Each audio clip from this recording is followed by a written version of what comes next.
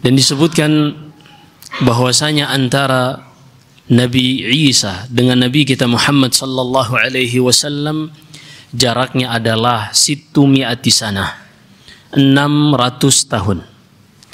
Dan pada pembahasan kita ini Ibnu Katsir rahimahullah sedang menyebutkan peristiwa apa saja yang terjadi yang Allah sebutkan di dalam Al-Quran atau disebutkan di dalam hadis-hadis Nabi sallallahu alaihi wasallam yang kemungkinan besar terjadi pada interval waktu antara diangkatnya Nabi Isa alaihi salam ke langit sampai sebelum diutusnya Nabi kita Muhammad sallallahu alaihi wasallam.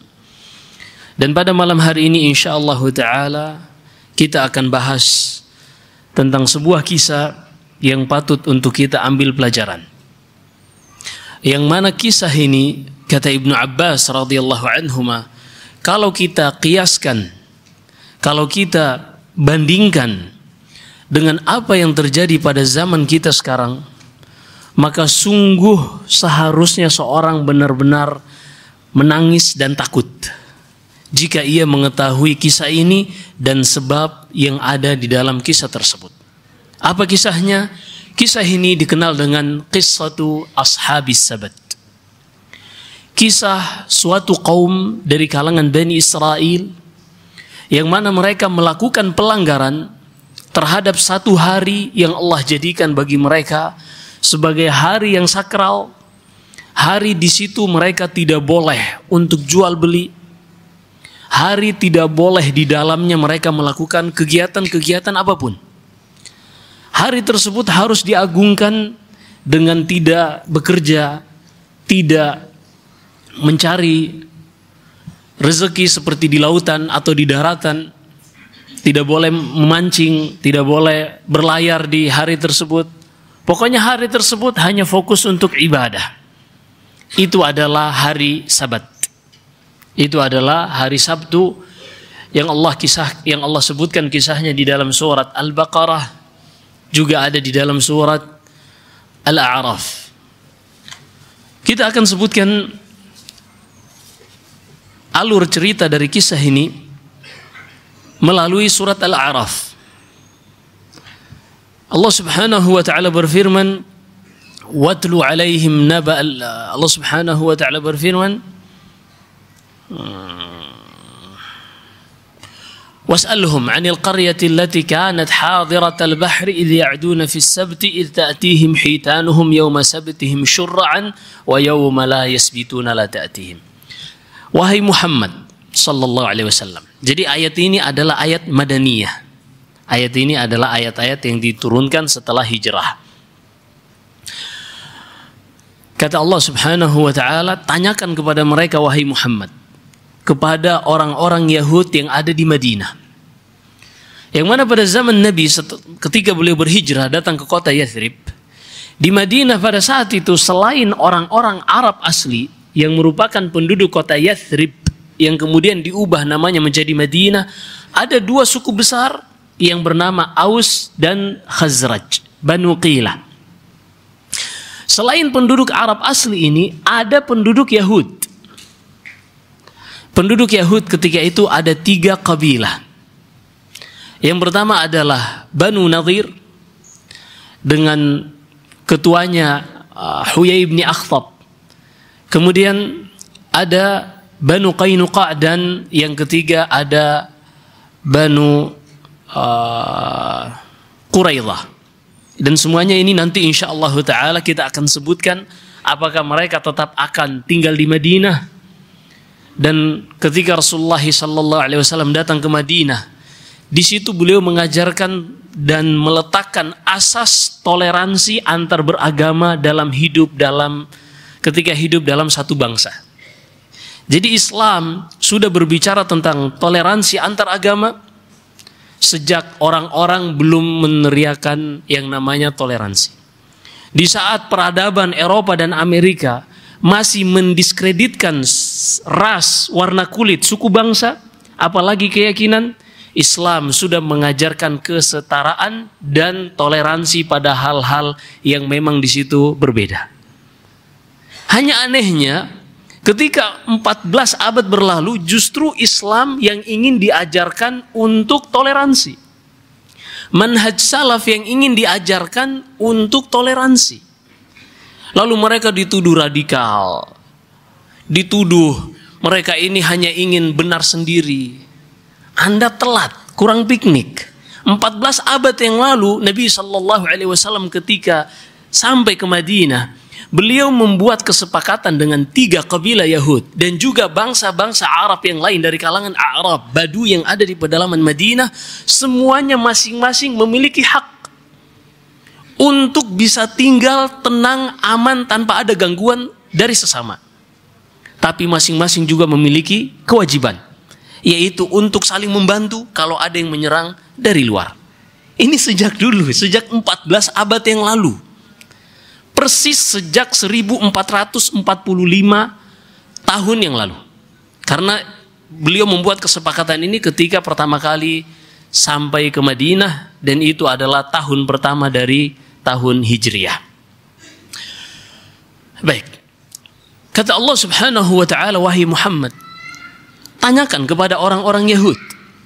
Jangan sampai mereka pura-pura lupa tentang cerita sebuah desa yang mana mereka ini adalah desa dari Yahud yang mengamalkan kitab Taurat.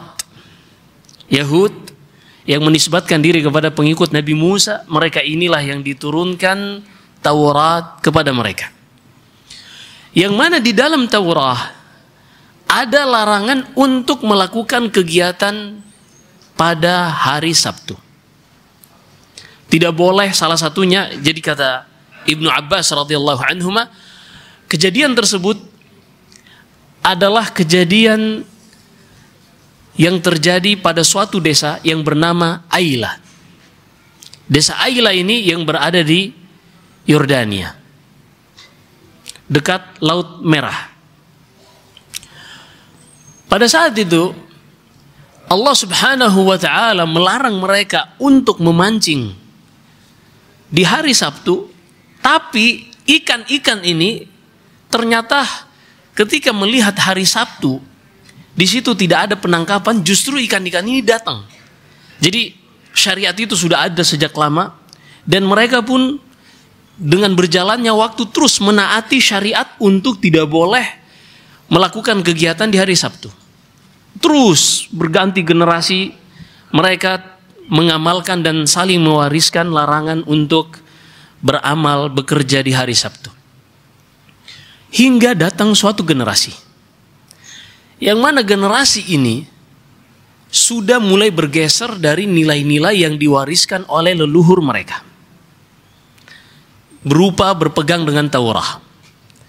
Mereka mulai menggunakan logika, dan syaitan membisikkan kepada mereka, wahai orang-orang yang ada di desa Aila, hari Sabtu kalian lihat sendiri ikan-ikan tuh datang berbondong-bondong. Bahkan kata Ibnu Katsir rahimahullah, siapa saja yang melihat ke laut pada hari Sabtu, dia akan melihat ikan tuh berenang saking banyaknya, tubuhnya sebagian terlihat di atas air.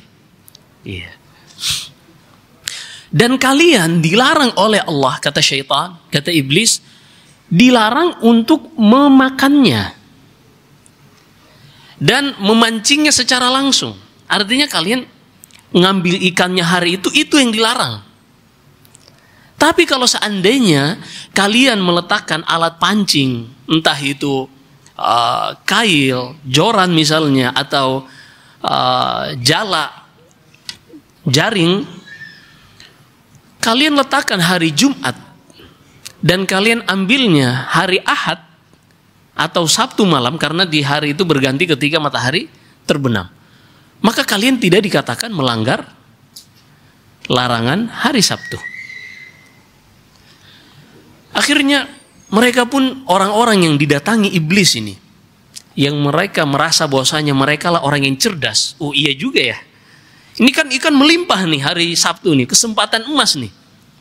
Kalau kita biarkan nanti hari Ahad, itu ikan-ikan susah, kita harus menyelam atau berlayar sampai ke tengah lautan baru mancing, tuh baru dapat tuh. Tapi kalau hari Sabtu Ikan-ikan itu kelihatan dari atas permukaan laut. Maka ini kesempatan, peluang.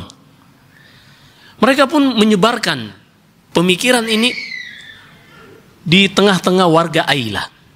Hingga akhirnya warga Ailah terbagi menjadi 3 kelompok. Kelompok yang pertama, mereka yang didatangi oleh iblis ini, dan mereka berinisiatif menyiapkan jaring dan alat-alat mancing lainnya, diletakkan pada hari Jumat sebelum matahari terbenam. Diletakkan. Mereka tidak melanggar. Boleh untuk keluar rumah untuk memancing, boleh. Nanti hari Sabtu setelah matahari terbenam, barulah mereka akan mengambil jaring-jaring yang mereka letakkan. Mereka tidak melakukan kegiatan di hari Sabtu. Secara lafaz, secara lahiriah mereka tidak melanggar larangan Allah Subhanahu wa taala. Makanya ketika iblis membisikkan, oh iya nih, kita kan nggak melanggar. Kita nggak melanggar, kita hanya berinisiatif sesuatu yang tidak dilakukan oleh generasi-generasi sebelumnya. Kita cuma ingin berinisiatif melakukan sebuah inovasi yang tidak pernah dilakukan oleh orang-orang sebelumnya, dan ini cerdas. Karena kita akan mendapatkan keuntungan tanpa melanggar menurut mereka secara lahiriah. Kelompok yang kedua yang Allah Subhanahu wa taala sebutkan tentang mereka ini, mereka adalah orang-orang yang melarang kelompok pertama ini untuk melakukan hal tersebut.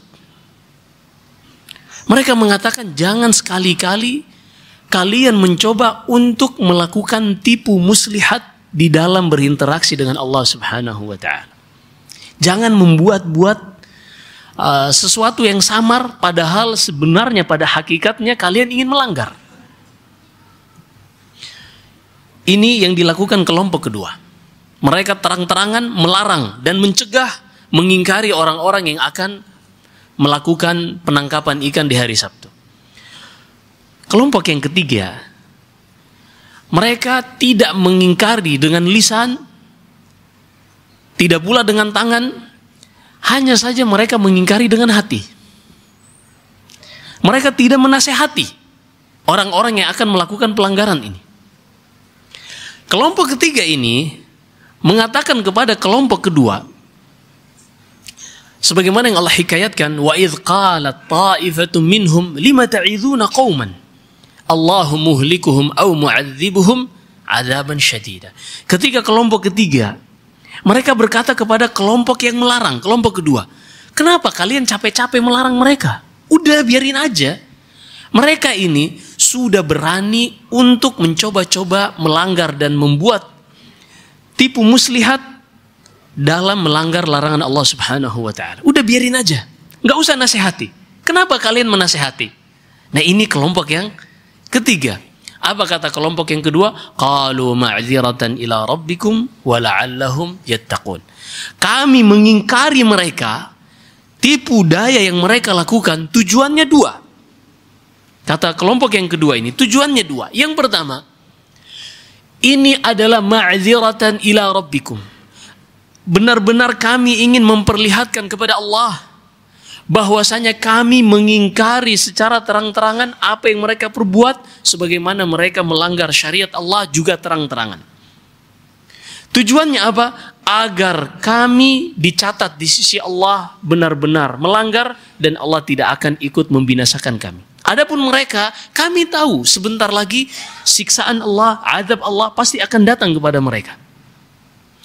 Makanya kami ingatkan, pertama tujuannya agar ketika kami mengingkari, azab yang akan menimpa mereka tidak ikut menimpa kami. Ini manfaat mengingkari kemungkaran yang pertama. Agar azab yang akan menimpa mereka dan pasti menimpa mereka tidak akan menimpa kami. Yang kedua, wala'allahum yattaqun.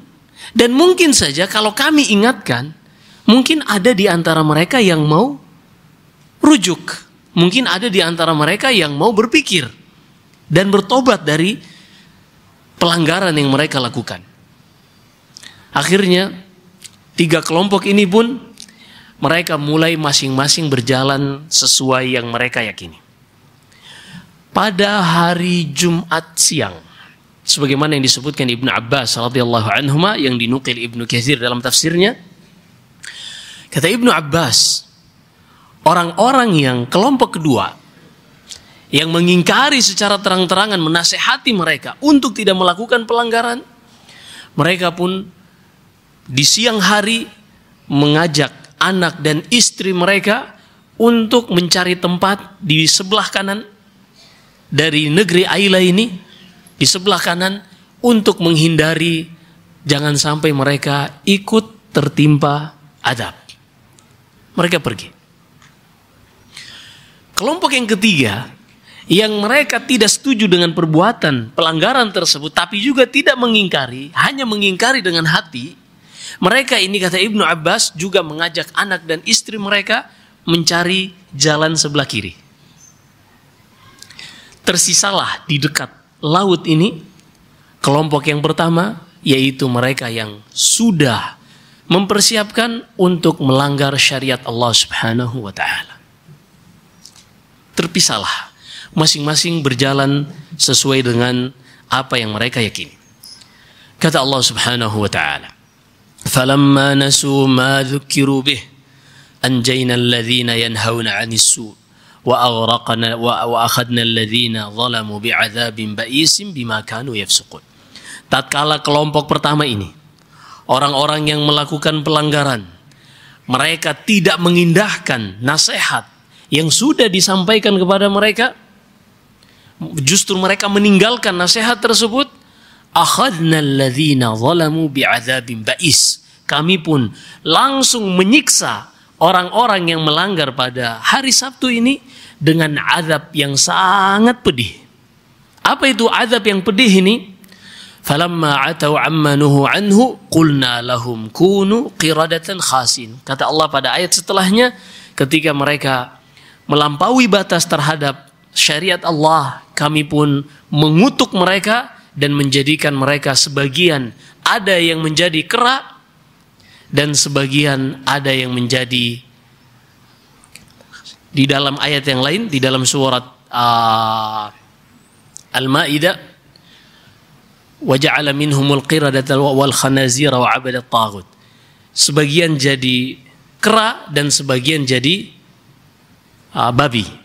Kata salah seorang mufassir dari kalangan murid Ibn Abbas, anak-anak mudanya diubah menjadi kera dan orang-orang tuanya diubah menjadi babi. Di dalam ayat ini Allah Subhanahu wa ta'ala hanya menyebutkan bahwasanya mereka menjadi kera saja. Dan dari ayat ini, kata Ibnu Abbas radhiyallahu anhuma, ini dikarenakan kera lebih dekat secara biologis dengan manusia. Ini karena kera lebih dekat secara biologis dengan manusia. Dan apa yang dilakukan oleh orang-orang ini secara lahiriah, mereka tidak menyelisihi larangan Allah. Wal jazaa'u min jinsil amal. Dan balasan itu sesuai dengan perbuatan yang mereka lakukan. Ketika perbuatan mereka sebenarnya dekat, artinya secara lahiriah tidak menyalahi syariat Allah, namun secara niatnya memang untuk mengambil ikan pada hari Sabtu, maka Allah Subhanahu wa ta'ala pun mengazab mereka dengan azab yang mirip dengan perbuatan mereka, menjadi binatang, menjadi hewan yang mirip dengan bentuk mereka. Tapi kera bukan manusia, dan manusia tidak berasal dari kera. Kita lanjutkan dulu kisahnya. Setelahnya kita akan bahas tentang apakah mereka memiliki keturunan sehingga diambil dari situ cikal bakal manusia menjadi, ada yang menjadi Meganthropus dan seterusnya, ataukah tidak. Ini pembahasannya nanti insyaallah. Kita selesaikan dulu riwayat dari Abdullah bin Abbas radhiyallahu anhuma yang disebutkan Ibnu Katsir dalam tafsir. Kata Abdullah bin Abbas, ketika sore hari, orang-orang yang kelompok kedua sudah bersembunyi di sebelah kanan, yang kelompok ketiga bersembunyi di sebelah kiri. Tersisalah di desa Aila ini orang-orang yang melanggar larangan Allah. Mereka pun menutup pintu-pintu mereka, khawatir azab akan masuk ke dalam rumah mereka, dan mereka nggak tahu azab apa yang akan menimpa. tapi mereka yakin bahwasanya azab pasti terjadi. Sehingga mereka berlari sejauh-jauhnya. Hingga akhirnya ketika masuk hari Sabtu, sebelum mereka berhasil mengambil pelanggaran mereka ini, dan semakin matahari terus naik dan teriknya terus terasa makin panas, terjadi suasana yang sangat menakutkan. Orang-orang semua bersembunyi di dalam rumahnya, hingga mereka menyuruh salah seorang di antara mereka, coba lihat apa yang sudah terjadi dengan orang-orang yang melanggar ini. Ternyata setelah mereka, salah seorang ini yang diutus melihat, yang ia lihat hanyalah kera yang memiliki ekor yang saling bertengkar di antara mereka, sebagaimana halnya kera jika monyet ini kalau bertemu sesama monyet, maka mereka akan bertengkar, berantem. Iya. Makanya kalau ada manusia setiap ketemu berantem, awas. Ada sifat kemonyetannya.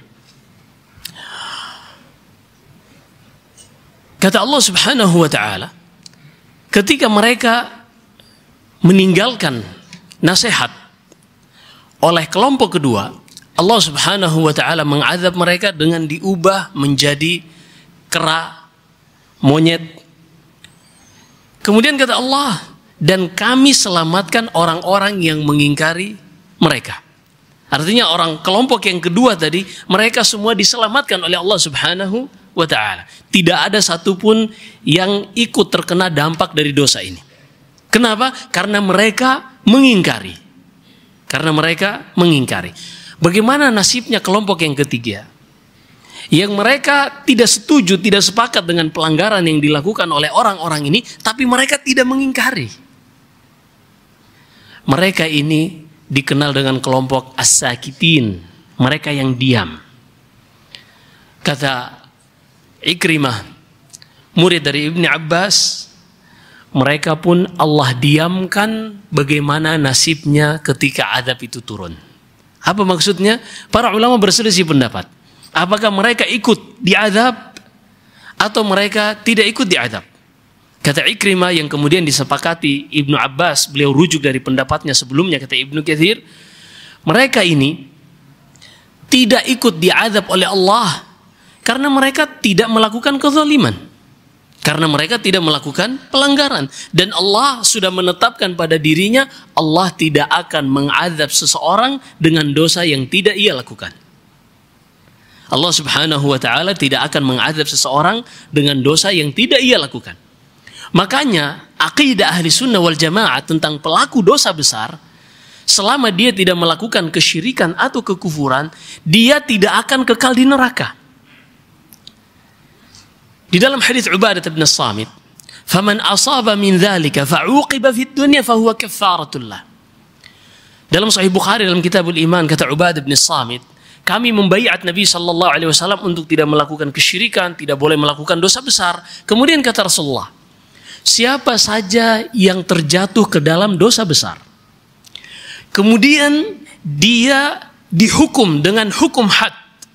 Hukum had misalnya ada seorang yang membunuh tanpa hak, kemudian diqisas.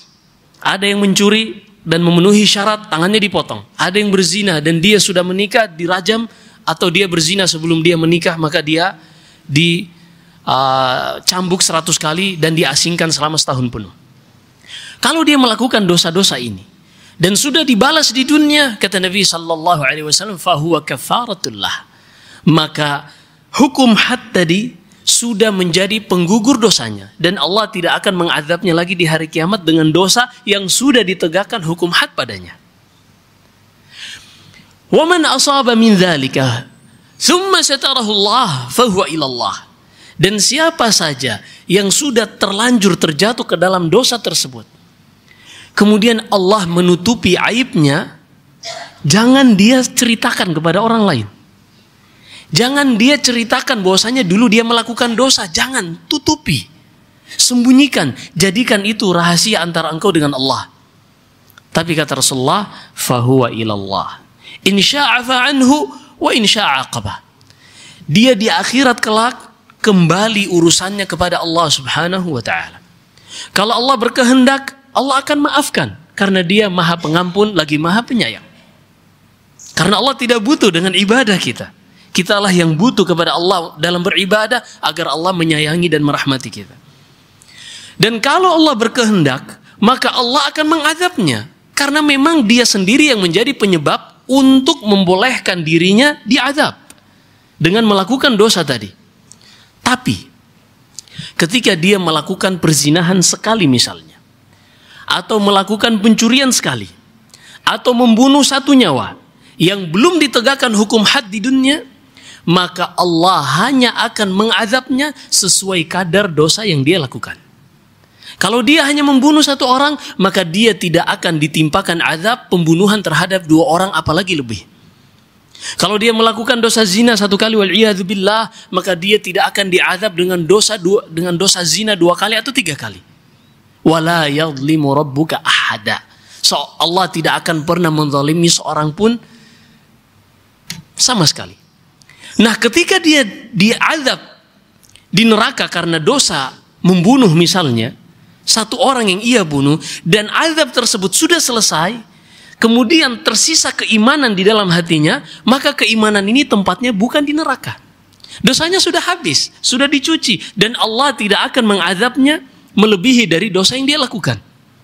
Maka kalau dosanya sudah habis, yang mana dosa inilah yang membuat dia harus dimasukkan ke dalam neraka terlebih dahulu. Kata Allah, wa amma man khaffat mawazinuhu fa ummuhu hawiyah. Adapun orang-orang yang timbangan dosanya lebih berat dan timbangan kebaikannya lebih ringan, maka dia dimasukkan ke dalam tempat kembalinya adalah neraka hawiyah. Maka ketika dosanya sudah habis, maka tidak berhak lagi dia masuk di dalam neraka sementara di dalam hatinya ada keimanan. Karena Allah tidak akan pernah menzalimi kebaikan seorang sedikit pun yang ia lakukan di atas keimanan. Berbeda ceritanya kalau seorang melakukan kesyirikan. Karena kesyirikan atau kekufuran Allah kabarkan di dalam Al-Quran, di surat Az-Zumar, di surat Al-An'am, di surat An-Nisa. Inna Allah la yaghfiru ayyushraka bih. Siapa saja yang melakukan kesyirikan atau kekufuran, terhapus semua amalannya.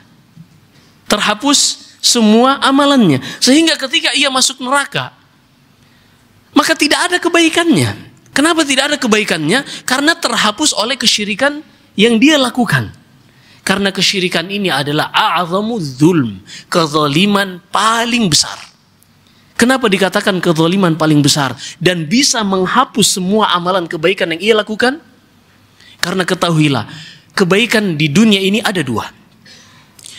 Kebaikan yang berkaitan dengan hak Allah Subhanahu wa taala dan kebaikan yang berkaitan dengan hak sesama hamba Allah. Ketika kebaikan berkaitan dengan hak Allah, yaitu seorang wajib menunaikan hak-hak Allah. Dan hak Allah yang paling besar adalah tauhid, yaitu seorang tidak boleh beribadah, menyerahkan apapun yang bentuknya ibadah kecuali hanya kepada yang bisa mencipta, mengatur dan memberinya rezeki di dalam kehidupan dunia ini. Ketika dia beribadah kepada patung misalnya, kepada matahari atau kepada objek-objek apapun, apa alasannya? Apa sebabnya dia lakukan itu? Apakah patung ini yang memberikannya rezeki? Apakah patung ini yang menciptakannya? Apakah patung ini yang mengatur hidupnya, yang menyembuhkannya, yang membuatnya sakit? Enggak. Maka dia sudah melakukan kezaliman terbesar. Allah yang menciptakannya. Jadi nikmat keberadaan manusia di dunia ini, nikmat manusia diciptakan adalah nikmat terbesar yang mutlak. Tidak bisa digantikan dan tidak bisa dibalas oleh manusia sedikit pun. Karena kalau Allah takdirkan manusia itu nggak ada, ya udah nggak ada. Tapi karena Allah takdirkan ada, tidak ada satupun manusia yang bisa menghitung nikmat Allah dengan dia diciptakan di muka bumi ini. Walaupun mungkin dia terlahir dalam keadaan berkebutuhan khusus.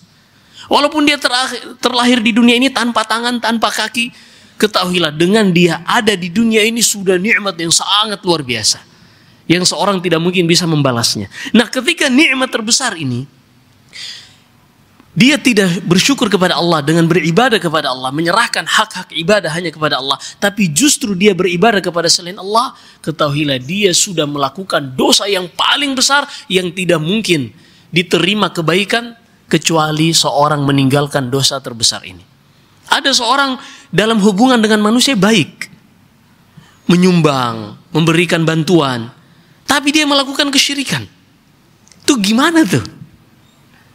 Apa iya? Masa sih dia baik di dunia terus hanya karena dia tidak mengucapkan syahadat, kemudian masa dia diazab oleh Allah Subhanahu wa taala? Kan dia baik. Sekarang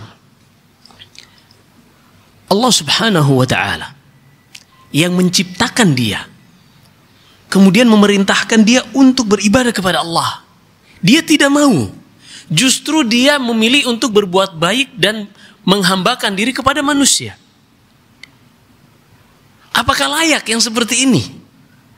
Lalu dia dikatakan dia kan sudah berbuat baik. Misalnya, ada seorang karyawan. Setiap bulan digaji oleh bosnya, pemilik perusahaannya. Tapi dia bekerja untuk orang lain. Cleaning service misalnya. Dia di gedung A, tapi dia kerjanya di gedung B, atau malah hanya bersihin jalan raya, jalan tol disapu misalnya, saking baiknya. Di perusahaannya, dia tidak melaksanakan pekerjaan sesuai job desk-nya. Kira-kira dibalas nggak perbuatannya membersihkan jalan raya tadi? Orang yang berakal mengatakan tidak mungkin dibalas. Kenapa? Karena dia meninggalkan yang wajib terbesar. Allah Subhanahu wa ta'ala yang menciptakan manusia, Allah menginginkan kepada kita untuk beribadah hanya kepadanya, berdoa hanya kepada Allah, meminta perlindungan hanya kepada Allah, takut, mengharap semuanya hanya kepada Allah. Kemudian ada orang yang takut kepada jembatan, kalau lewat harus klakson. Mayas. Ada orang kalau lewat kuburan lari. Ente kenapa lari? Nggak ada orang di kuburan. Kok bisa-bisanya kita takut ketika lewat di kuburan? Yang ada di dalam kuburan, mereka sekarang sedang diuji oleh Allah Subhanahu wa ta'ala dengan fitnatul qabr. Justru mereka butuh istighfar dari kita. Justru mereka butuh kita mendoakan mereka. Kalau mereka orang tua kita, kita sedekahkan atas nama mereka, supaya mereka ini bisa mendapatkan pahala. Itu sangat mereka butuhkan. Bukan kita takut kepada mereka. Nah ini. Maka seorang yang hanya baik kepada manusia, tapi tidak menunaikan hak Allah, persis seperti seorang karyawan yang digaji oleh bosnya, digaji oleh pemilik perusahaannya, kemudian dia bekerja untuk orang lain. Subhanallah. Ini kenapa tauhid prioritas di dalam Islam. Kata Nabi SAW dalam hadis yang kita sebutkan tadi, bahwasanya Allah tidak akan menzalimi seorang hamba kalau dia memiliki dosa di dunia, maka dia hanya akan diazab di akhirat kelak sesuai dosa yang dia lakukan. Orang-orang yang mereka tidak melarang, tidak mencegah dengan lisan mereka dari pelanggaran penduduk Aila ini, Allah Subhanahu wa ta'ala pun mendiamkan mereka. Allah tidak ikut, Allah tidak mengazab mereka sebagaimana orang-orang Aila yang melanggar, tapi juga Allah tidak sebutkan mereka diselamatkan. Karena ketika disebutkan penyelamatan berarti mereka dipuji. Dan seorang yang diam terhadap kemungkaran dan tidak mengubahnya dalam keadaan mereka bisa, maka ini seorang yang tercela dan tidak terpuji sama sekali. Maka ketika Allah Subhanahu wa ta'ala menyebutkan mereka tidak mengingkari orang-orang yang melanggar, Allah pun tidak menyebutkan secara lafaz mereka diselamatkan. Walaupun mereka selamat dan tidak ikut diazab bersama orang-orang yang melanggar. Kenapa? Karena Allah Subhanahu wa ta'ala tidak mungkin mengazab mereka dengan dosa yang dilakukan oleh orang lain. Ini berbeda dengan hadis Zainab bintu Jahsh.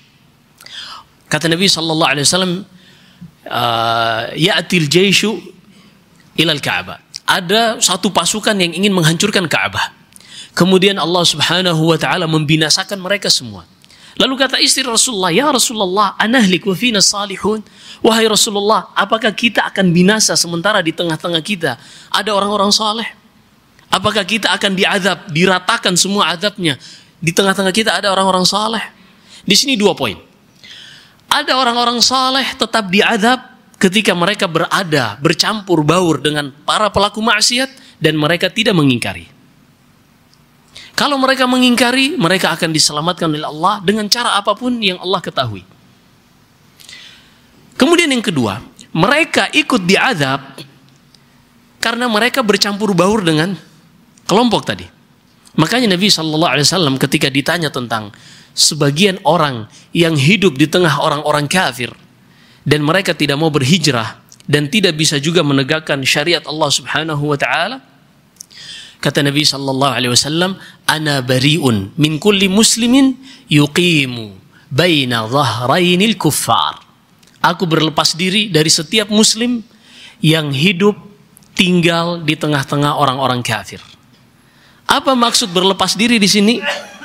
Yaitu berlepas diri ketika misalnya kaum muslimin sedang berperang dengan kaum kafir yang mereka tinggal di negeri kafir tersebut, ketika darah mereka ikut tertumpahkan, maka la yuqat, darah mereka tidak diganti dengan diat. Karena seorang muslim kalau dia meninggal, kalau seorang muslim dibunuh misalnya, maka ditegakkan qisas. Kalau tidak qisas maka bayar diat, bayar denda sebesar 100 ekor unta. Nah, ketika mereka hidup di tengah orang-orang kafir, terjadi peperangan antara kaum muslimin dengan negeri kafir tersebut, dan mereka ikut terbunuh padahal mereka muslim, maka mereka, walaupun yang membunuhnya sesama muslim karena sedang berperang, dan mereka tidak diketahui adalah bagian dari kaum muslimin, maka darah mereka tidak dibayarkan denda. Ini makna Rasulullah berlepas diri dari orang muslim yang hidup di negeri kafir. Bukan berarti Rasulullah berlepas diri dari agama mereka, bukan. Mereka tetap muslim, lemah keimanan mereka jika mereka tidak menampakkan keislaman, tapi juga mereka tidak keluar dari Islam karena mereka muslim. Hanya saja damuhum hadar. Kata para fuqaha, darah mereka tidak ternilai dan tidak dibayarkan diat kalau seandainya terbunuh dalam kondisi sedang perang. Nah, maka Allah Subhanahu wa taala sebutkan mereka ini pada orang-orang yang hanya diam saja, mereka pun ikut dibinasakan oleh Allah Subhanahu tidak ikut dibinasakan oleh Allah Subhanahu wa taala, namun tidak juga dipuji dengan mereka diselamatkan.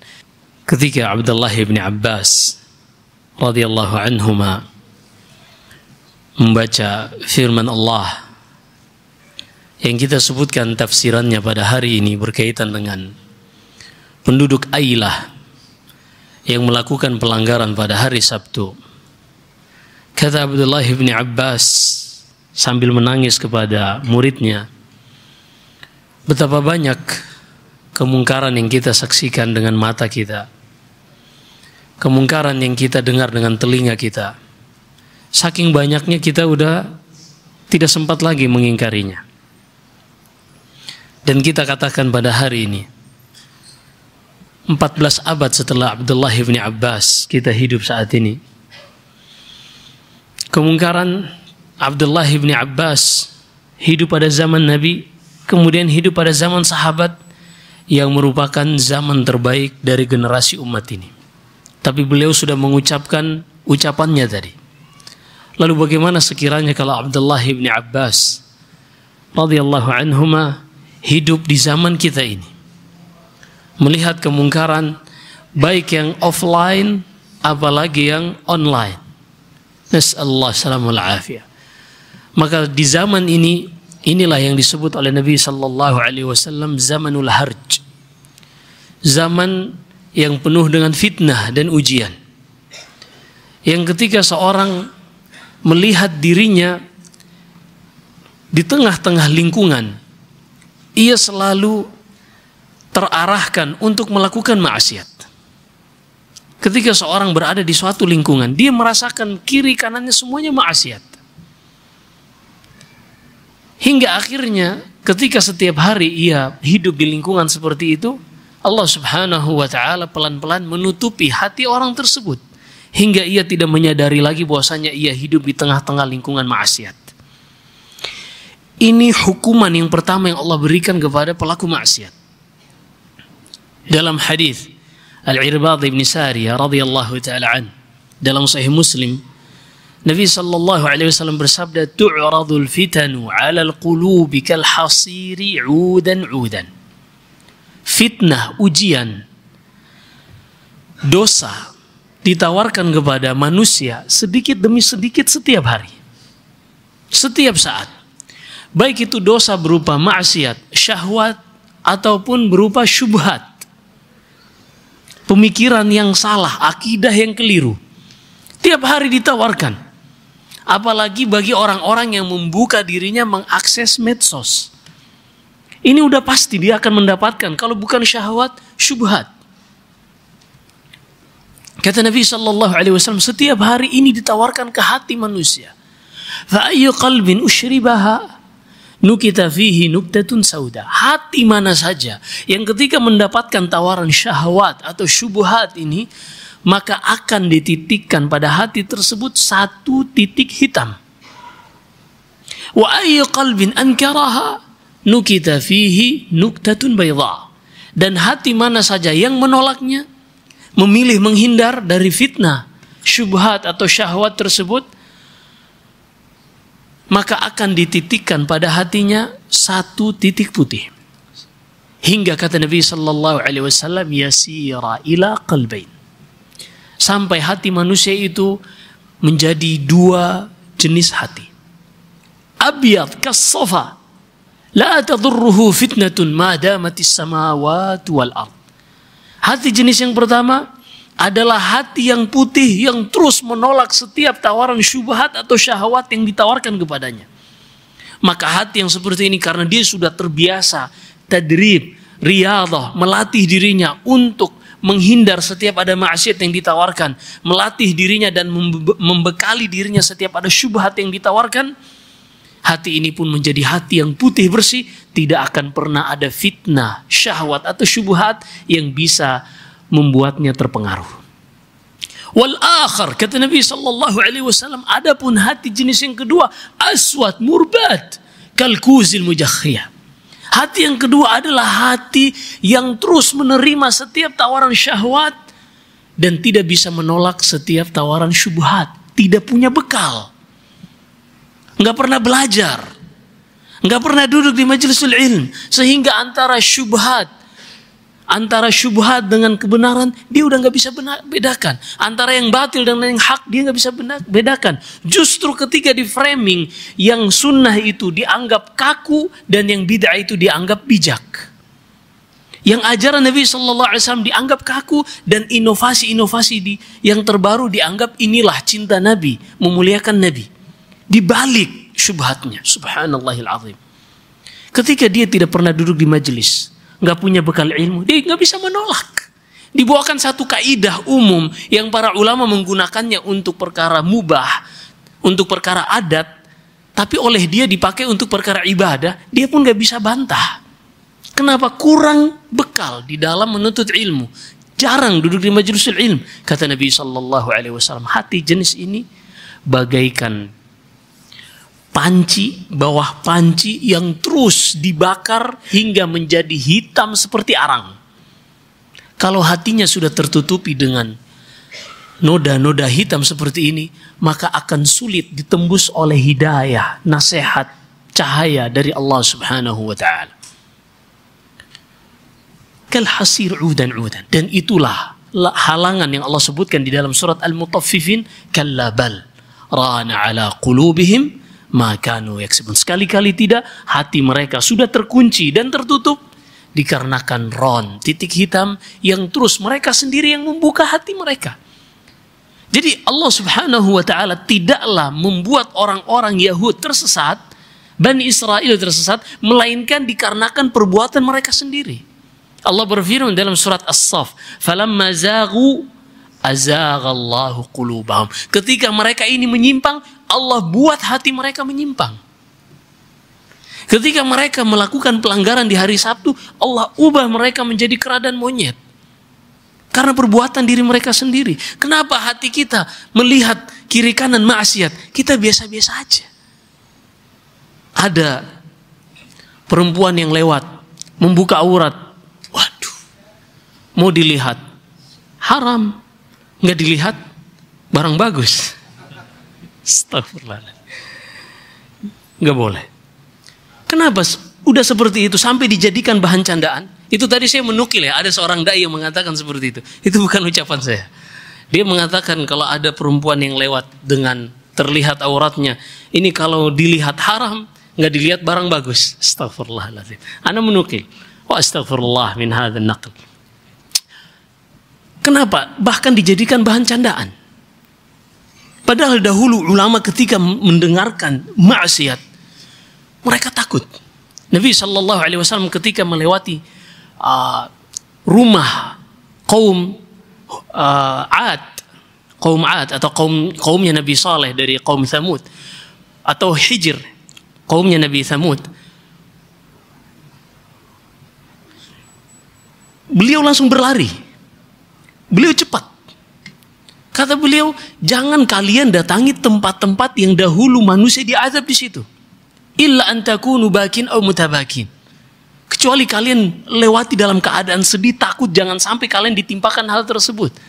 Itu hanya melewati tempat mereka saja. Lalu gimana kalau kita berada di dalam maksiat, di lingkungan dan di sekitar kita maksiat? Sampai begitu masifnya dan tersebarnya banyaknya maksiat, sampai kita sudah tidak tergerak lagi hati kita. Oh, itu maksiat ya. Kita lupa. Sampai berat lisan kita untuk menasehati. Kenapa? Hari ini dinasehati, satu dinasehati, banyak yang harus dinasehati. Ya udahlah. Akhirnya seperti itu. Subhanallahil azim. Fasyahid, di dalam sunnatullah, ketetapan Allah subhanahu wa ta'ala, akibat dosa, azab, ini akan terjadi ketika sebabnya ada. Balasan dosa, yaitu azab, akan ditimpakan ketika sebabnya ada. Sebagaimana firman Allah mengisahkan ucapan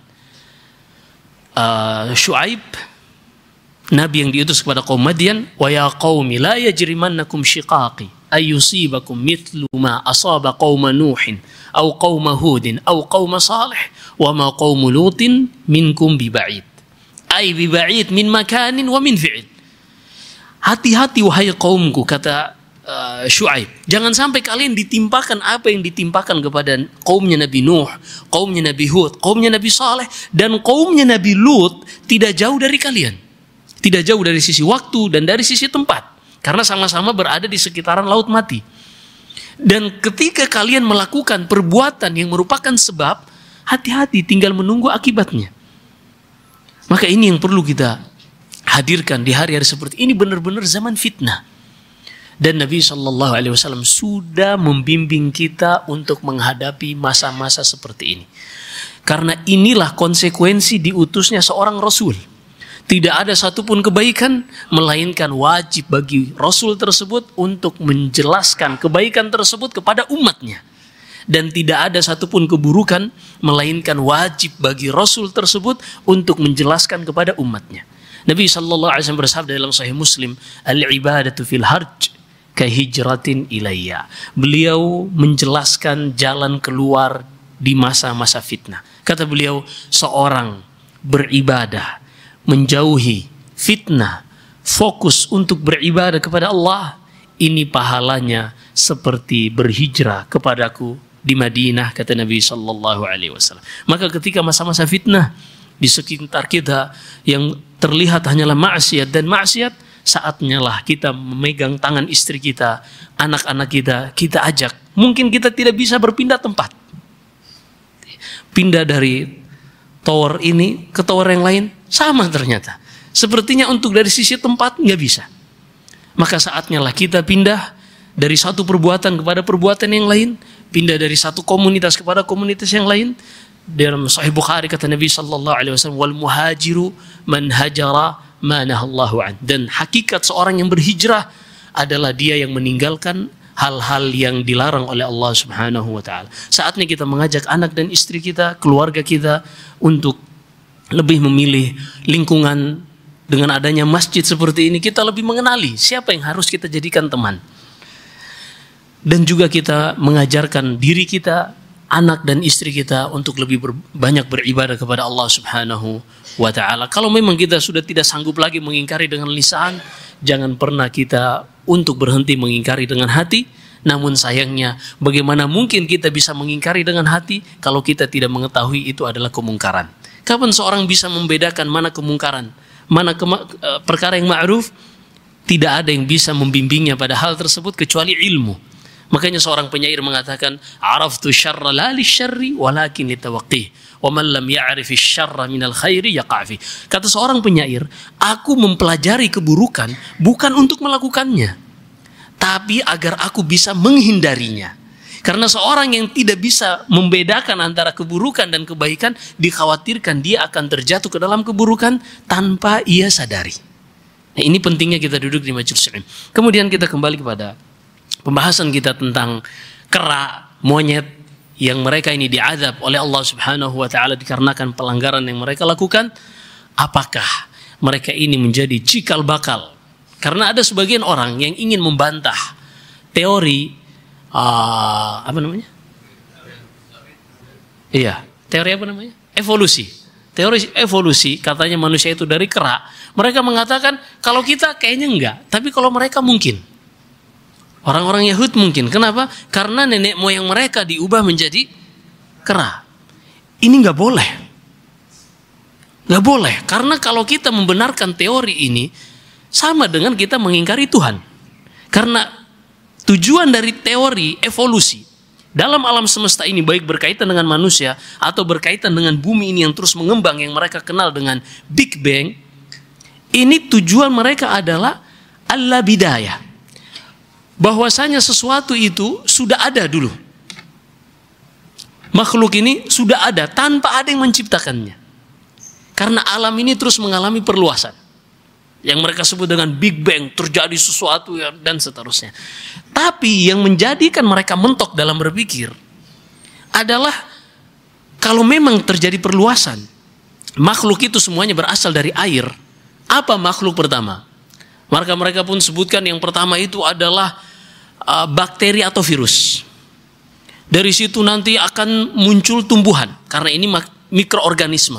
Tidak bisa dikatakan organisme hidup secara totalitas, tidak juga dikatakan benda mati karena mereka bisa berkembang biak. Artinya beberapa karakteristik dari makhluk hidup ada pada mikroorganisme, tapi sebagiannya tidak ada. Itu yang disebut dengan mikroorganisme. Kemudian ada tumbuhan perintis, lumut dan seterusnya. Lalu muncul tumbuhan yang memiliki daun dan seterusnya. Hingga akhirnya mereka mengatakan lalu ada hewan yang menjadi konsumen bagi rumput-rumput ini. Kayak kelinci misal dan seterusnya. Lalu tiba-tiba terjadi evolusi sekian miliar tahun. Lalu muncullah hewan-hewan yang lain, karnivora dan seterusnya. Karnivora tingkat 2 dan seterusnya. Predator yang terjadilah yang dinamakan rantai makanan. Kita tidak mengingkari rantai makanannya. Ini realita yang tidak bisa diingkari seorang yang berakal. Tapi yang kita ingkari adalah sumber permulaan makhluk-makhluk yang mereka sebutkan dengan cara evolusi. Kenapa mereka harus memaksakan harus ada evolusi ini? Karena mereka mentok. Kalau digali terus, misalnya ayam. Ayam ini dari telur atau dari indukan? Ayam dulu apa telur dulu? Khilaf lagi nih. Kita udah pernah jelaskan. Yang benar adalah ayam dulu. Karena Allah berfirman, "Inna kulla syai'in wa min kulli syai'in khalaqna zawjaini la'allakum tadhakkarun." Dan segala sesuatu kami ciptakan dua pasang. Segala sesuatu kami ciptakan dua pasang telur. Apakah dalam bahasa bisa kita katakan telur ini berpasangan? Nggak bisa. Maka yang dimaksud adalah indukan ayam. Baik. Mereka mentok. Kok oke lah misalnya ayam yang pertama. Terus tiba-tiba ada kambing, itu gimana ceritanya tuh? Oh, ini terjadi evolusi. Jadi ceritanya waktu itu ayam ini celananya masih panjang. Terus dan seterusnya akhirnya dicuri celananya, sampai sekarang pun dia masih pakai celana pendek. Diolok-olok oleh kambing. Nah, kambing ini punya celana panjang. Dibalas oleh ayam. Ente pakai celana panjang tapi kelihatan. Ayam walaupun celana pendek tapi nggak kelihatan. Maksudnya objek vitalnya. Fa'ala kulli hal, mereka membuat cerita-cerita Tapi ketika dikejar, oke, monyet sekarang kenapa nggak jadi manusia? Ntar dulu, ini butuh miliaran tahun. Nah, jadi ucapan miliaran tahun ini adalah cara mereka ngeles ketika dikejar. Dan teori evolusi ini adalah teori yang mengantarkan kepada ateisme. Haram bagi seorang muslim meyakini yang namanya teori evolusi. Ini hukumnya haram. Adapun persilangan antara satu hewan dengan hewan yang ini bukan teori evolusi. Maksudnya ketika ayam Brahma misalnya dikawinkan dengan ayam kampung lokal, ini akan menghasilkan setengah Brahma dan setengah lokal. Itu mungkin. Ini persilangan, bukan evolusi. Adapun evolusi yang mereka maksudkan, dari satu hewan berubah menjadi hewan yang lain. Dari monyet berubah menjadi manusia. Dan ini batil dan tidak bisa didalilkan dengan penduduk Aila ini. Karena kata Ibnu Abbas radhiyallahu anhuma, tidak ada satupun kaum yang diazab oleh Allah dengan diubah baik menjadi monyet ataupun menjadi babi, melainkan mereka tidak akan melebihi 3 hari. Karena mereka diubah menjadi monyet, kera atau babi bukan untuk bersenang-senang, tapi diazab. Mereka tidak bisa makan dan tidak bisa minum. Ketika penduduk yang melanggar hari Sabtu tadi, mereka diubah menjadi monyet yang kita ceritakan tadi, orang-orang yang berlari ke kanan dan ke kiri, mereka mengutus seseorang melihat bahwasanya banyak monyet. Monyet-monyet ini pun mendatangi kerabat-kerabat mereka ke rumah-rumah mereka masing-masing yang mereka kenali. Tapi keluarga-keluarga mereka tidak mengenali monyet-monyet ini siapa. Sama semua, tampangnya sama. Coba aja cek monyet. Sama semua tampangnya. Mereka tidak mengenal dan mereka mati dalam 3 hari. Sehingga tidak benar seorang muslim tidak boleh mengatakan mungkin aja mereka asal muasalnya dari kera, karena nenek moyangnya pernah diubah oleh Allah, dilaknat oleh Allah sehingga berubah menjadi monyet. Ini tidak boleh. Teori evolusi batil dan teori kekufuran. Seorang muslim meyakini bahwasanya segala sesuatu diciptakan oleh Allah dan setiap jenis makhluk hidup Allah ciptakan 2 pasang. Demikian, semoga apa yang kita dengarkan bermanfaat. Jika ada benarnya semata-mata dari Allah Subhanahu wa taala, jika ada kesalahan dan kekeliruan fa minna minasyaitan. Di sini ada permintaan, Ustaz, apakah boleh pekan kedua bahas akidah seperti di masjid lain? Anak kembalikan kepada jamaah dan DKM, tapi sepertinya sudah ada ustadz lain yang mengajar akidah di masjid ini. Silakan mungkin ganti dialokasikan saja waktunya. Dan juga kitab Al-Bidayah wan Nihayah ini kita nggak tahu kitabnya yang duluan habis atau umur kita yang duluan habis. Itu pun sudah 2 kali pertemuan dalam sebulan. Kita nggak tahu ini kitab yang 20 jilid ini, kita baru jilid 2, udah akhir-akhir jilid 2. Masih ada 18 jilid lagi. Dan itu pun kita udah kompres, kita udah ringkas. Di sini saya nggak bacain ucapannya Ibnu Katsir. Saya udah coba ringkas. Yang penting kita bisa sampai kepada perjalanan alam semesta ini sampai kepada hari ini. Nah, setelahnya nanti kita akan bahas sirah nabawiyah. Ini lebih panjang lagi. Mudah-mudahan Allah Subhanahu wa taala jadikan waktu-waktu yang kita lewati di atas ketaatan. Kenapa ketika kita belajar dengan roadmap yang sangat jauh ini kita pun langsung udah mundur.